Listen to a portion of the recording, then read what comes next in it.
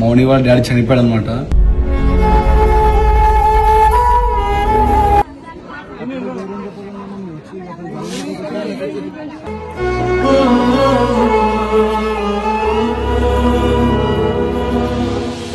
చాలా బాధాకరం ఏంటంటే ఆ అమ్మాయి పెళ్ళి చూడకుండా వెళ్ళిపోయింది వాళ్ళ డాడీ.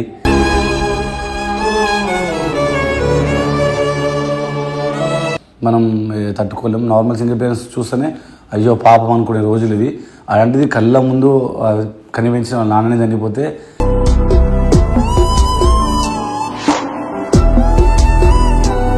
నేను మంచి చూసుకో, నువ్వు ఎంత ఏడ్చినా కూడా నాన్న తిరిగి రాడు. Hello hi guys, welcome back to our channel. So ఇలాంటి ఒక రోజు వస్తుంది, ఇలాంటి ఒక వీడియో కొడతా అని చెప్పి ఎప్పుడు అనుకోలేదు. సో ఈ వీడియో కూడా మెయిన్ రీజన్ ఏంటంటే మౌని వాళ్ళ డాడీ చనిపోయాడు అనమాట. సో వాళ్ళ డాడీ కూడా హెల్త్ చాలా డేస్ నుంచి బాగాలేదు. సో అందుకే మౌని కూడా బర్త్డే సెలబ్రేషన్ చేసుకోలేదు అనమాట. సో 2 days బ్యాకే మౌని ఆల్రెడీ వైజాగ్ వెళ్ళింది. నైట్ 12 o'clock చనిపోయాలని చెప్పి కాల్ వచ్చింది. అప్పటికప్పుడు మా టీం మెంబర్స్ అందరూ కార్లో బయలుదేరారు. సో మేము ఫ్లైట్కి వెళ్తున్నాం, ఎందుకంటే ఎమర్జెన్సీ కొంచెం తొందరగా వెళ్ళాలని చెప్పేసి. సో దట్టు లేట్ అయిపోయింది. ఇంకా ఇక్కడ ఎయిర్ ఇండియా ఎక్స్ప్రెస్లో సరిగ్గా చూసుకోకపోవడం, ఇంకా మమ్మల్ని పంపించకపోవడం, జస్ట్ ఒక 2 minutes లేట్ అయిందని చెప్పేసి. సో ఇలాంటి ప్రాబ్లమ్స్ వస్తూనే ఉన్నాయి. సో పాపం మౌని కూడా అక్కడ చాలా సఫర్ అవుతుంది, చాలా ఏడుస్తుంది. పాపం నైట్ 12 o'clock నుంచి ఫోన్స్ మాట్లాడుతూనే ఉన్నాం. స్టిల్ తను ఇంకా ఏడుస్తూనే ఉంది. ఎవరికైనా ఉంటుంది కదా, అండ్ దట్టు ఇంకా ఇంట్లో ఎవరు పెళ్లి చూడలేదు. నెక్స్ట్ నాగది ఇంకా మౌనిదే పెళ్ళి అనుకున్నారు వాళ్ళ వాళ్ళు కూడా. కానీ ఈ టైంలో ఇలా జరిగిపోయింది. సో ఏం చేయలేని సిచ్యువేషన్. ఈ వీడియో కొట్టడానికి రీజన్ ఏంటంటే చాలామంది అడుగుతుంటారు ఏమైంది ఏంటి అని చెప్పేసి కూడా. సో ఒక్కటే రీజన్, అంతే మించి ఇంకా ఏమి కాదు. చాలా బాధగా అనిపిస్తుంది.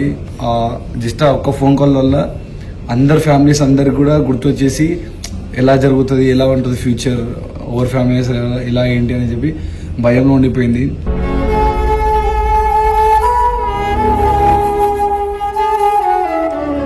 కొంచెం మా డాడీ హెల్త్ కొంచెం ఇష్యూస్ ఉన్నాయి, ఇంకా విషయాలు మమ్మీ కూడా కొంచెం హెల్త్ బాగాలేదు. సో ఒకరికి ఒక ప్రాబ్లం ఉందన్నమాట. సో ఇలాంటి టైంలో మాకేం అర్థం కావట్లేదు. ప్రతి వినాయక చవితి తర్వాత మాకు ఏదో ఒక దరిద్రం జరుగుతూనే ఉంటుంది. మరి ఈసారి దీనివల్లనో ఏంటో తెలియట్లేదు. కంటిన్యూస్ వీడియోస్ రావట్లేదంటే గైస్, టీంలో ప్రతి ఒక్కరి ఫ్యామిలీస్కి ఏదో ఒక హెల్త్ ఇష్యూస్ వస్తున్నాయి, అందరూ ఇంటికి వెళ్ళి వస్తున్నారు. సో కంటిన్యూటీ అనేది మీకు ఇవ్వట్లేదు. సో మీకు చెప్పాలనుకుంటే మేము కన్వే చేయలేకపోతున్నాం. సో అందుకనే ఈ వీడియో పెట్టి చెప్తున్నాం తప్ప ఇంకేమీ లేదు. సో నాగా ఆ పిల్లకి ఇప్పుడు నువ్వు నాన్న తర్వాత నువ్వే నాన్నవి. ఆ పిల్లకి నీకన్నా ఎక్కువ ఏది కాదు ఆ విషయం నీకు తెలుసు. నీకోసం ఎంత చేసింది ఏంటని చెప్పి. నువ్వు కంప్లీట్ జీరో ఉన్నప్పుడు ఆ పిల్ల నేను ఆదుకొని నేను దగ్గర తీసుకుని నేను ఫస్ట్ టైం ఫ్లైట్ ఎక్కించి ఆ పిల్లని అనుకుంటా.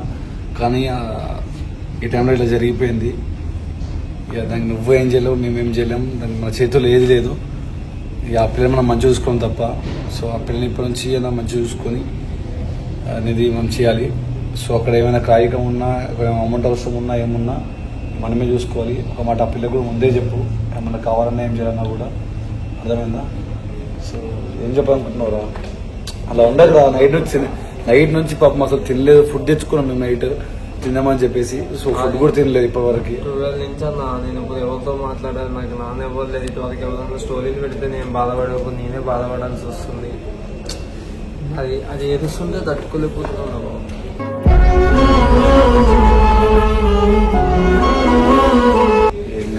నువ్వే చూసుకోవాలి. ఇంకా పిల్ల అయిపోయి మన చేతులు ఏం లేదురా. మనం ఒక్కటే చూసుకునేదంటే ఆ పిల్లని మోనిని మంచిగా చూసుకోం తప్ప దానికన్నా మించి మనం చేసేది ఏం లేదు. సో ఎయిర్పోర్ట్లో ఉన్నాం.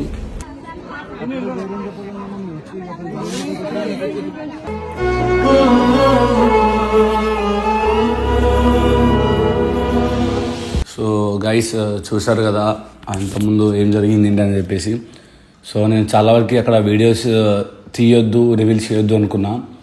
బట్ ఇన్స్టాగ్రామ్లో స్టోరీస్ పెట్టిన తర్వాత చాలామంది అడిగారు అసలు ఏమైందన్న, ఎవరికి ఏమైందని చెప్పేసి. మౌని వాళ్ళ డాడీ చనిపోయారు. పాపం 2 పిల్లలు, ఆడపిల్లలు మాత్రమే. వాళ్ళ అన్న కూడా అక్కడ బయట ఉంటాడు. సో అమ్మాయి చాలా అంటే చాలా చాలా ఏడ్ చేసింది. స్టిల్ ఇంకా ఏడుస్తూనే ఉంది. మన నైట్ 12 o'clock వాళ్ళ డాడీ చనిపోయాడు. ఇంకా ఏడుస్తుంది పాపం మౌని. సో నాకు ఏం అర్థం కాలేదు. అందుకే అప్పటికప్పుడు ఫ్లైట్ బుక్ చేసుకొని వెళ్ళిపోయినాం నేను మా టీమ్మేట్స్ కానీ. సో జున్ను, చిట్టి అందరూ కూడా కార్లో వచ్చారు, వంశీ కూడా అందరూ. సో మేము ఫ్లైట్కి వెళ్ళినాం. చాలా బాధాకరం ఏంటంటే ఆ అమ్మాయి పెళ్ళి చూడకుండా వెళ్ళిపోయింది వాళ్ళ డాడీ.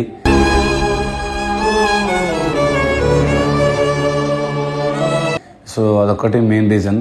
అండ్ కొంచెం వాళ్ళ ఫ్యామిలీ కూడా పూర్ అనమాట. సో మౌనికి మాట ఇచ్చిన, మౌని నీకు నచ్చింది చెయ్యి, నువ్వు వేరే మీ డాడీ కోసం ఏం చేయనుకుంటున్నావు అది చెయ్యి, అది 1,00,000 కానీ 2,00,000 కానీ ఇంకేమో కానీ మనం ఏదో ఒకటి చేసి మనం చేద్దాం మీ డాడీ కోసం అని చెప్పి మాట ఇచ్చిన. అమ్మాయి కూడా చాలా ఏడుస్తుంది. ఎంత అంటే అక్కడ లైవ్లో చూసుంటే ఇంత బాధపడేటోళ్ళ ఎంత అదా అనుకుంటున్నాయి. ఇక మీకు కూడా తెలిసి ఉంటుంది, ఇక సింగిల్ పేరెంట్ అని ఊహించుకుంటేనే మనం తట్టుకోలేం. నార్మల్ సింగిల్ పేరెంట్స్ చూస్తేనే అయ్యో పాపం అనుకునే రోజులు ఇవి. అలాంటిది కళ్ళ ముందు కనిపించిన వాళ్ళ నాన్నని చనిపోతే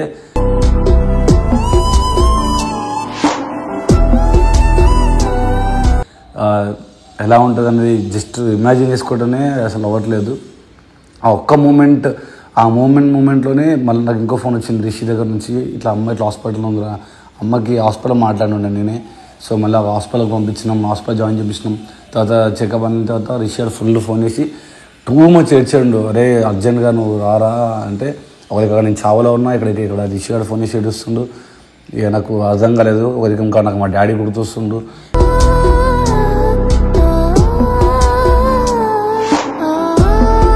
ఎవరి సిచ్యువేషన్స్ బాగాలేవు, ఎవరు వెళ్తే బాగాలేవు, అసలు ఏం జరుగుతుంది ఏంటి ఎస్ఆర్ టీంకి సడన్గా ఎందుకు ఇట్లా అయిపోతుంది అనేది మొత్తం మైండ్ అంతా బ్లాక్ అయిపోయింది, కంప్లీట్ బ్లాక్ అయిపోయింది. అసలు నాకు ఏం తెలియదు కూడా తెలియట్లేదు సిచ్యువేషన్ అది. ఆ సిచ్యువేషన్ ఎట్లాంటిది అంటే మనం దాన్ని ఏం చేయలేం, దీన్ని మార్చలేం. మనతో నేను చేద్దామన్నా కూడా చేసే సిచ్యువేషన్ లేదు. మా అంటే హాస్పిటల్ మాట్లాడతాం, మా అంటే డాక్టర్స్తో మాట్లాడతాం, ట్రీట్మెంట్ చేస్తాం, కానీ బాడీలో ఇన్ఫెక్షన్ అనేది మన చేతుల్లో ఏం లేనిది. సో అట్లా అయిపోతుంది అన్నమాట.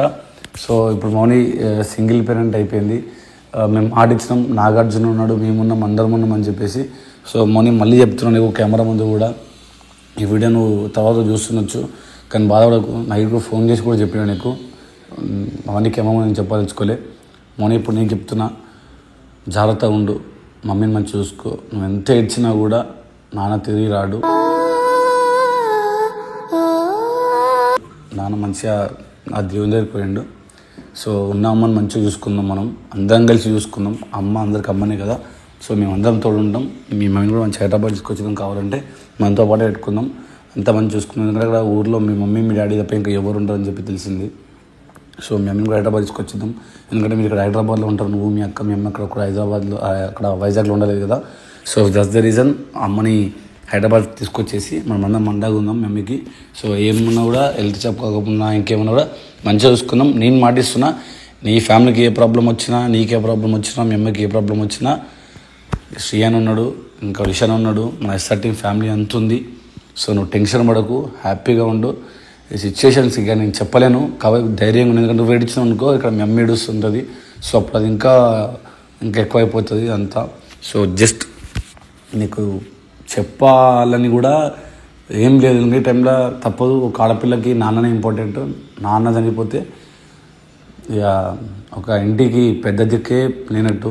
ఎందుకంటే సొసైటీ చూస్తూ ఉంటుంది, ఒక మగ దిక్కు లేని ఫ్యామిలీని ఎలా చూస్తున్నది. సో ఆ విషయం నాకు తెలుసు. సో దాని మించి ఇంకెక్కువ మాటలు తెలుసుకోలేదు. అసలు ఈ వీడియో కూడా పెట్టొద్దు అని ఫిక్స్ అయినా. కాకపోతే ఏంటంటే బయట పబ్లిక్ తెలవాలి అసలు ఏం జరుగుతుంది ఏంటనేది మాత్రమే, దానికి మించి ఇంకేం లేదు. సో మీరందరూ కూడా కొంచెం మౌని మంచిగా ఉండాలి, మౌని హెల్త్ బాగుండాలి, వాళ్ళ మదర్ హెల్త్ కూడా మంచిగా అని కోరుకోండి. మౌని మనం చేతుల్లో చేసేది ఏం లేదు, ఆ పెద్ద కర్మ రోజు ఏంటో అది మనం చేద్దాం. సో మనం అందరం కలిసి చేద్దాం. So thank you so much. Be strong, be happy, spread your love. Thank you so much. Love you all.